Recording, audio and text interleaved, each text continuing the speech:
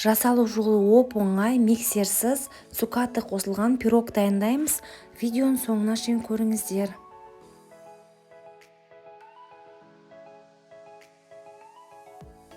Алдымен жұмыртқамызға шым-шым тұзымызды қосып, жұмыртқаны осылай араластырамыз. Сонан соң құмшекерімізді салып, тағы араластырамыз. Бөлме температурасындағы сүтімізді қосып араластырамыз.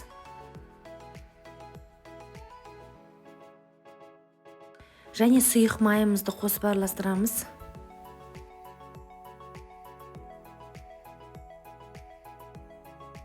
Ұнымызға қопсытқышымызды салып, өзара араластырып аламыз. Құрғақ қоспаларымызды електен өткізе отырып қосамыз және венчикпен жақсылап барлығын біртекті масса шыққанша араластыратын боламыз.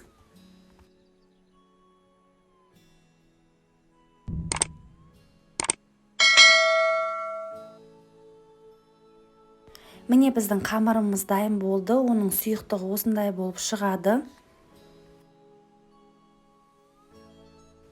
Қамырымызға цукаты салып араластырамыз. Егер сіздерде цукатыдың ірі түрі болса, осылай майдалап алсаңыздар болады. Барлығын жақсылап араластырып, формаға құюға дайындаймыз. Пергамент қағазы төселген формамызға қамырымызды құямыз.